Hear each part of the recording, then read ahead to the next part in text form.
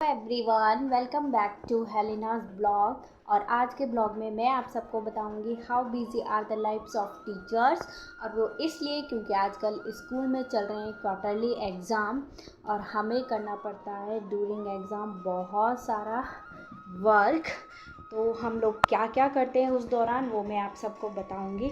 और ऊपर से हमारे घर में चल रहा है आजकल काम, तो मुझे थोड़ा ज़्यादा प्रॉब्लम हो जाती है क्योंकि घर पे काम भी चल रहा है, फिर स्कूल से एग्ज़ाम कॉपियाँ बहुत कुछ होता है।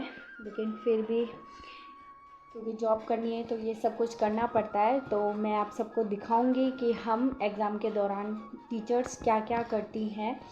तो चलो दिखाती हूँ। तो आप सब देख सकते हैं पूरे बेड पे फैला है paper, notebook, sleep, exam notebook, exam paper सब फैले हुए हैं। एक्चुअली आजकल स्कूल में क्वार्टरली एग्ज़ाम चल रहे हैं, तो ये सब एग्ज़ाम से रिलेटेड ही है। क्योंकि हमारे स्कूल में मिड डे मील का इशू है, so because of that we are not able to check the copy of the papers in the school. सो हमें ये सब कुछ घर पे ही करना पड़ता है। तो इनमें क्या है, इसमें कुछ चेक्ड कॉपियाँ हैं और कुछ अनचेक्ड भी हैं। जैसे ये अनचेक्ड है और ये कुछ कुछ जो मैंने चेक कर दिए हैं ये वो वाली कॉपीज़ हैं। और ये यहाँ पे हेलिना का एक्स्ट्रा सामान फैला हुआ है।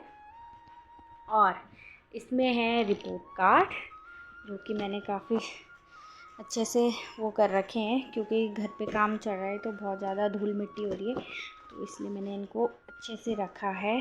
और अभी इस पे भी काम करना बाकी है। सबसे मेन यही है, लेकिन ये सबसे लास्ट में होता है। अभी इस पे बच्चों के नेम वगैरह फिल करने हैं। तो पहले जब हेलिना छोटी थी तो मैं उसको सुला देती थी, उसके बाद मैं ये सारी आंसर शीट बच्चों की चेक करती थी। लेकिन जब से वो थोड़ा बड़ी हुई है तो उसे पता रहता है कि मम्मा ने क्या क्या करना है, तो उसे मेरी पेन भगाने में और स्कूल से रिलेटेड कोई भी चीज़ उसे दिखती है तो वो लेके भाग जाती है। कभी कभी उसका मूड अच्छा नहीं होता है तो वो इधर का उधर भी कर देती है और फिर मुझे बहुत मुश्किल होती है वो सब समेटने में। लेकिन और सबसे ज़्यादा जिन चीज़ों के पीछे वो पड़ी रहती है वो है ये मार्कर और पेन। अगर उसके हाथ ये चीज़ें लग गई तो वो फिर इनको मतलब ये जैसे वो लेके जाती है वैसे ये फिर हमको मिलेंगे भी, तो उससे हर चीज़ बचानी पड़ती है। तो कभी कभी तो मैं पूरा रूम लॉक कर देती हूँ, उसको दूसरे रूम में फ़ोन पे बिठा के या दादा दादी के साथ कहीं भी भेज के उसके बाद मुझे ये सारे काम करने पड़ते हैं। नहीं तो उसके साथ ये सब कुछ करना बहुत मुश्किल होता है। तो अभी भी बड़ी मुश्किल से मैंने उसको सेट कर रखा है कहीं और, तब जाके मैं ये सारा काम कर रही हूँ। सो क्योंकि मुझे लगा कि थोड़ा दिखा देती हूँ आप लोगों को कि कितना टफ़ होता है। तो चूँकि आज संडे है और आज ही मैं थोड़ा बहुत काम को लास्ट टू कर सकती हूँ, तो फिर मैंने कोशिश करी है कि मैं आज लगभग सारा काम कर दूँ और मैंने कर भी दिया है। लेकिन फिर भी मेरे पास बची हैं 5th क्लास की कॉपियाँ और वहाँ पे कम से कम 35 से ऊपर तो हैं वो। तो आज मुझे वो चेक करनी है। अभी टाइम काफ़ी है और हेलेना सो रखी है, तो अगर मैं बैठ पाई तो मैं अच्छे से कर लूँगी वो।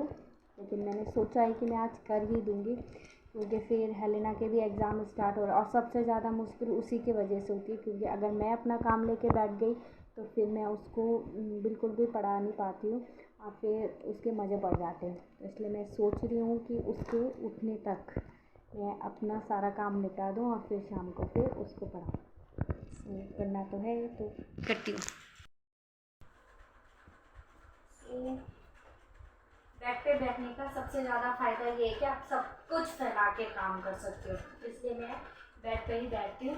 और हेलिना को भी मैं बाहर भगा देती हूँ ताकि वो मुझे बिल्कुल भी डिस्टर्ब ना करे, क्योंकि वो मुझे डिस्टर्ब करेगी तो फिर मेरा सारा दिमाग हिल जाता है। तो अभी मुझे क्या करना है, सबसे पहले रिपोर्ट कार्ड को लिखना है बच्चों के नाम।